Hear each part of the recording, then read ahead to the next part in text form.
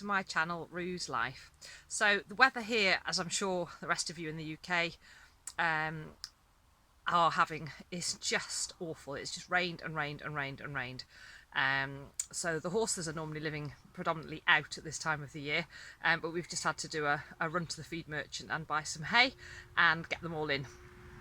Because they're wet and they're cold, and of course, you know, when they've got their winter or autumn coats on, you know, that they grow, they can withstand. And also, you know, my big boys wear rugs during the winter months, but they've shed off all their winter wools and they're in their summer coats, and they just can't tolerate the constant driving rain, so they're all cold and wet and miserable. So they're all in, they're all tucked up.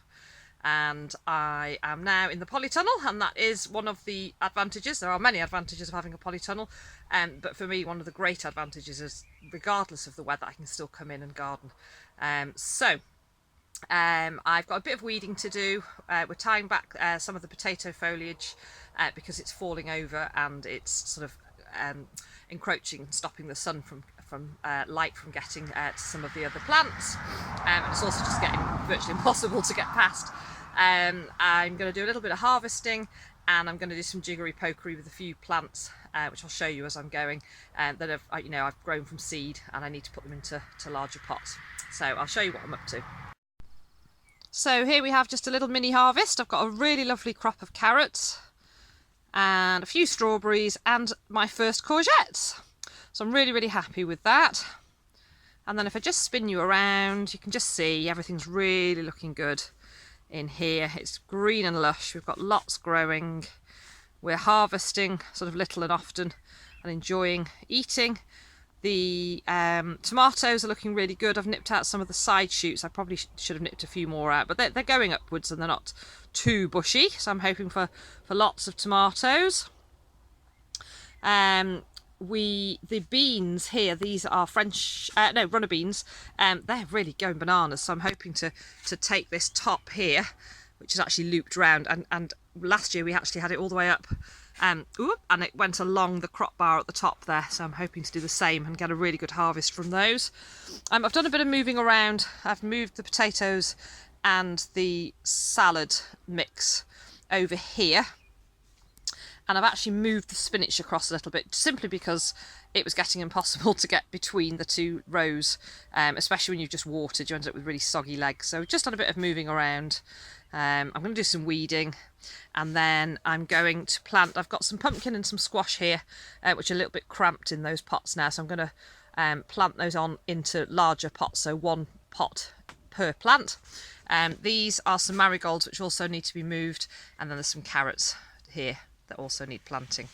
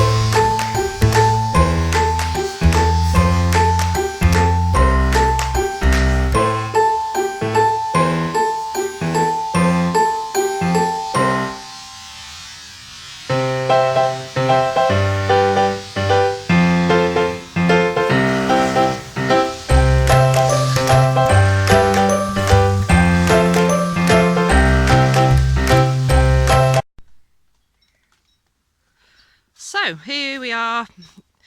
This is what I've been up to. So all those plants that were ready to go into larger pots. So there's some Tageet, which are the marigolds. There were 6 of those, so there's 3 to a pot.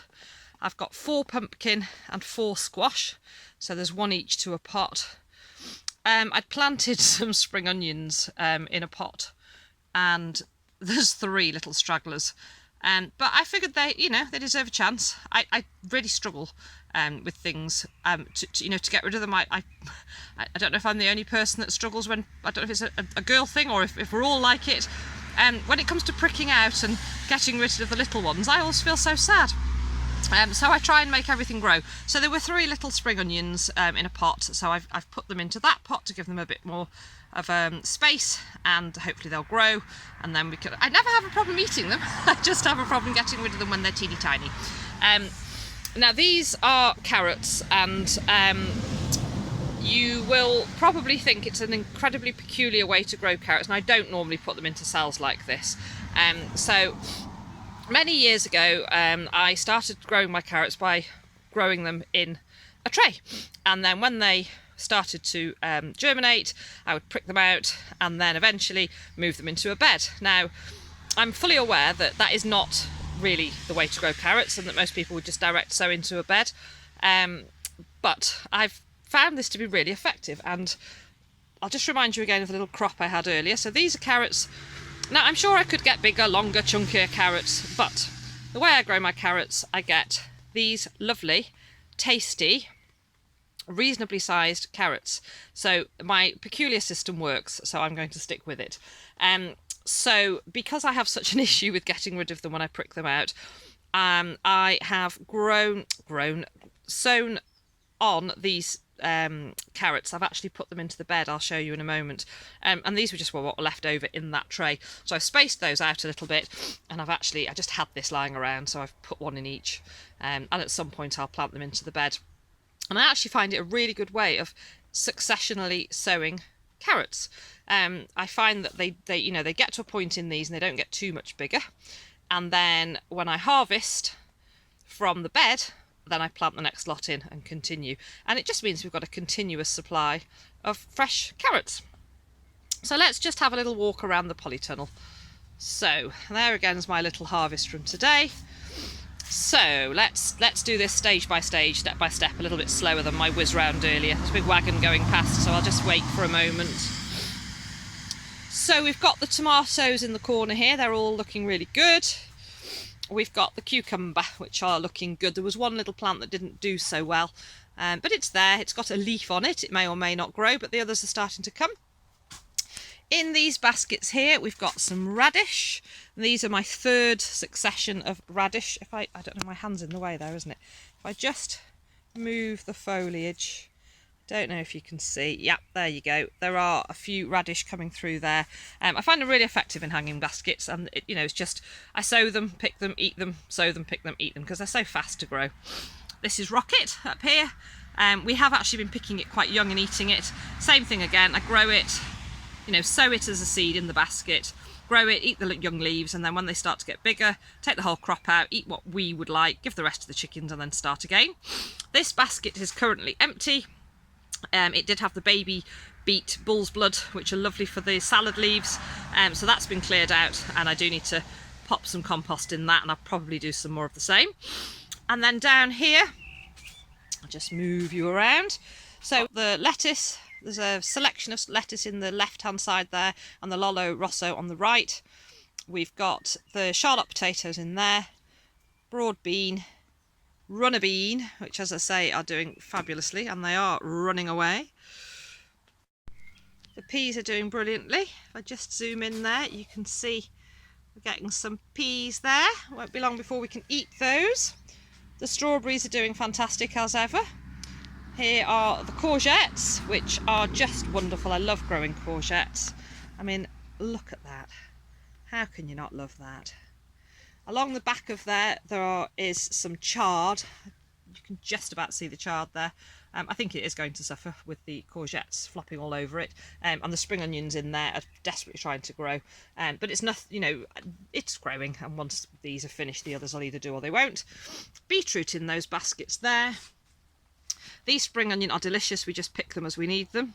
And then this is the frame that Chris has made for me to keep the potatoes from flopping all over the parsnips. Now, the parsnips are looking terrible because they just haven't got enough light. So now the potatoes are out the way, I'm hoping that those parsnips might do. It's a bit of a shame because I've always said I don't have success with parsnips, and they germinated really well and were looking great. But in hindsight, it was a really stupid place to plant them. But I had a space. So hey ho, at least I know I can germinate parsnips now, and they may very well do. And then along here, I've done some weeding. I'd harvested out some carrots from the right-hand side there, planted in some more carrots there, and then we've got tomatoes in the corner, we've got spinach, we've got broad bean, we've got red onion, there's leek next to the carrot there, some white onion and some more white onion, and that's pretty much it in there. And then my perpetual spinach, which I know I rant and rave about, but it really is the most amazing stuff. It doesn't look so brilliant now, but this is exactly how it looked this time last year, and perpetual is exactly what it says on the tin. Just keeps on growing, and the more I cut, the more I get. And then up here we've got the tumbling tom tomatoes, onion that I grew from seed, and some chard, which actually I was going to pull out because it wasn't doing so well, and it's burst back into life. So a lovely few hours spent pottering, really pleased with what I've got up to. Nice little harvest. All those that were crammed up in their little pots have now got the opportunity to sort of put their roots out and spread and grow. So it's all good. So I think it's time for a cup of tea, and I'll go and see what Chris is up to, and I think the rain might actually have stopped. So thank you so much for watching.